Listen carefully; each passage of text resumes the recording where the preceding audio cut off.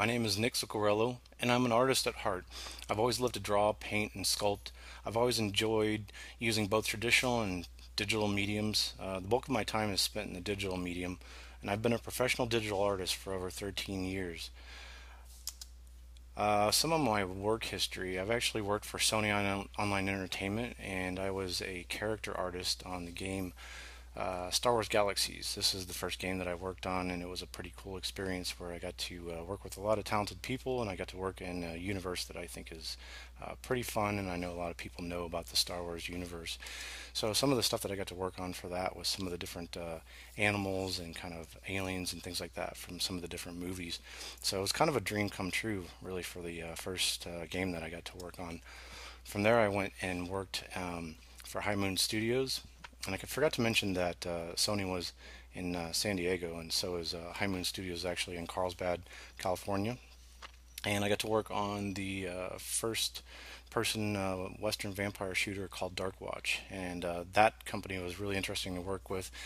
There was a lot of really super talented artists there at the studio, and a lot of them worked at Oddworld Inhabitants, so Abe's Odyssey, things like that. Munch's Odyssey, I think, is another one. They were a super talented group of people, so I really liked that studio quite a bit. From there, I moved to Maitland, Florida, and actually worked with Electronic Arts as a character artist on at the time, the next generation of Madden. I was always a big fan of playing this football game just because of my friends. They like to play this game, so that was kind of a really cool experience to be able to actually work on one of the games that you played with your friends with. And for that, I got to work on some different assets and make things like the referees and stuff like that. And we were trying to figure out what to do with this digital sculpting program called ZBrush at the time. And the first thing that we kind of figured out is that we can take our stuff and we can build wrinkles and things like that.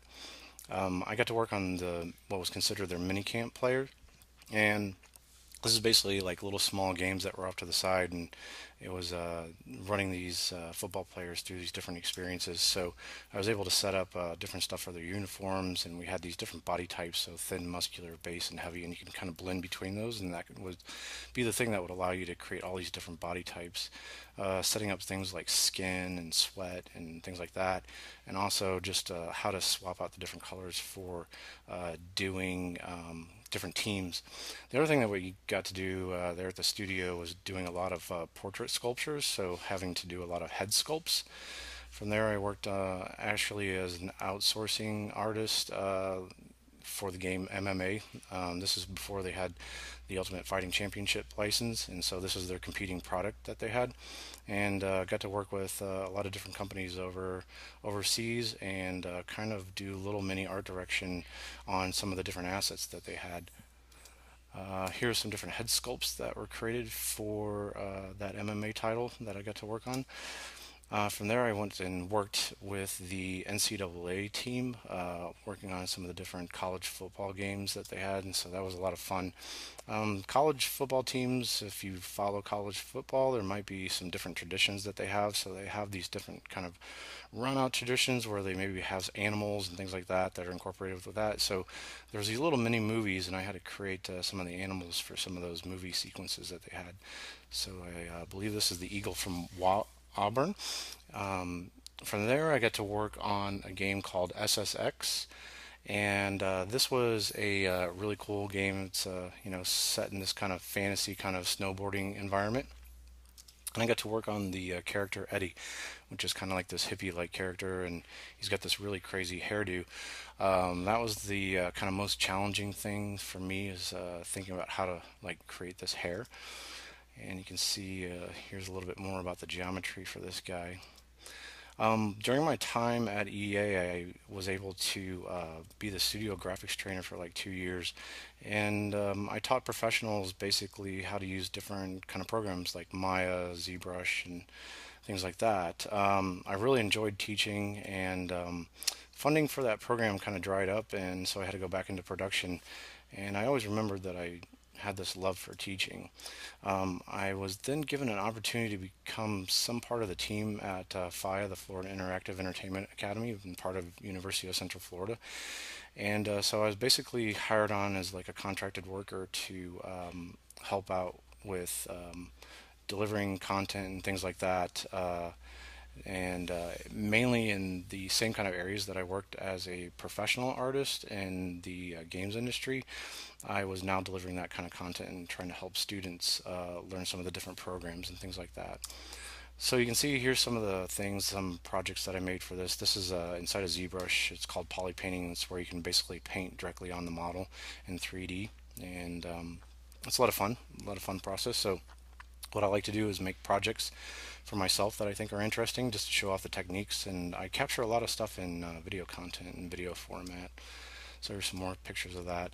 Another really cool project that we got to work on was the Make-A-Wish Foundation. There was a little boy who wanted to make his own video game and be in his own video game, so we kind of did a likeness in this personification in this character, and he got to come and he got to kind of help design some of the elements of the game and be in the actual game itself. So that was a really rewarding experience for me. I'm definitely super interested in VR, and so this is one of the first experiences that I kind of made in VR using the Oculus Rift headset. It was called the DK1 at the time, then they had the DK2 development kit 2, and things have progressed and gotten better and better over time. Unfortunately, this project was made in UDK before UE4 hit, and so I kind of have that project just sitting there in an old engine that doesn't really do anything. And if I wanted to bring everything back over to the new engine, it'd be a lot of work. So I just kind of let that sit, and I started to want to develop something new for that. Other things I wanted to focus in on was being able to do hard surface and organic type modeling inside of ZBrush. So this is a project that I set up to kind of learn all the different tools and kind of go through all that process and make sure I knew all that. And then this is just some more hard surface work inside of ZBrush. Then the second time that I made kind of a VR project was, I don't know why I was kind of into these organic kind of baby aliens, and that was part of that project and kind of set that up. Some other things that I really enjoy doing is making concept art that would be able to be handed off to like a 3D modeler, and they could actually build those things in 3D, and maybe going in through and setting up color variations and stuff like that. And also just trying to use 3D as more of an illustration tool to do high quality renders, things like that. And so you can see this is a character that I made, and kind of my idea is that I'll build him in this kind of T-pose like this, be able to put a skeleton in it and pose it, and get a lot of leverage out of making the asset one time. So here's another very kind of similar project that I made for that. This one was something that I was kind of proud of. If you follow ZBrush Central, it's kind of hard to get your stuff on the top row. This thing actually made it on the top row. This is before they had some of their hard surface tools to be able to do better hard surface models, so I guess that's why it was maybe impressive during that time. It's not really super impressive anymore, but yeah, that's kind of why I made it top row, and it kind of attracted the attention of a company that was doing 3D printing, so they made me a free 3D print. And I thought that was really cool at the time, and it was, because there wasn't tons of 3D printing going on at that time. Now 3D printing is like really blown up, and it's pretty cheap to be able to get your own 3D printer and start doing this work yourself. I also have a website where I sell my digital models, and I call that digital3dmodels.com. And you can see I use a similar process to what I was using inside of EA Tiburon, where we would make these different body types, and then once you have those body types, you can actually blend in between those body types and then make thousands of characters out of maybe 4 distinct body possibilities. Something else that I'm kind of proud of is the ZBrush program. They have my base model, the topology in there, and so it ships with every version of ZBrush, and I think that's pretty exciting kind of thing. And this is just some more models, some things that I might have on my digital model shop. And I also have a blog for different things that maybe I'm interested in, for comics and tutorials and things like that, things that I might want to give away for free. I also like traditional sculpting quite a bit, and this is a sculpture that I made quite some time ago, and a few more traditional sculpts that I've got. I also really like comics. I've always liked comics and wanted to be a comic book artist at one point. So I thought I'd take myself through the process of building a comic book. And usually when I got to about to 7 pages, I just realized it was just a lot of work. So I never made it past page 7, but I was doing everything from, laying it out and doing the script and doing the coloring. So I think in a normal process, you've got maybe a penciler or somebody that does ink, somebody that does colors, and so you've got a team of people that kind of work on this. So if you're going to do a solo project like this, just get ready. It's going to be a lot of work.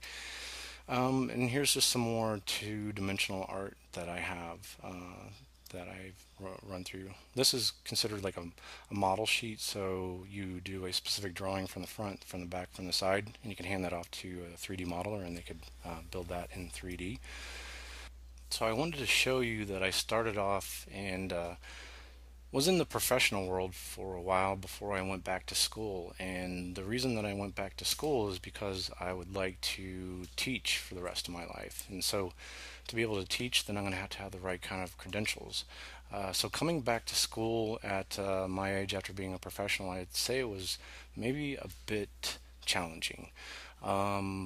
Maybe some of the things that I encountered were my expectations that I could potentially use some of my real world experience and kind of transfer that over into the university world.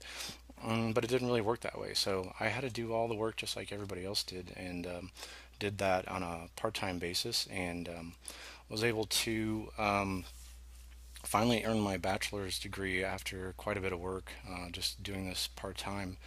And now I'm definitely serious about earning a master's and continuing on with my education. So again, this is happening on a part-time basis. And so I'm trying to take everything that I've learned from my time in industry and the people that I've worked with and learning about professionalism and things like that, but still trying to apply it to this new area, right? And trying to be the best student that I can, and trying to not have some kind of attitude that I know everything already and that there's nothing for me to learn, because I found that's the exact opposite, that there's always an opportunity to learn. It doesn't matter who you are, your skill level, your economic status, any of those things.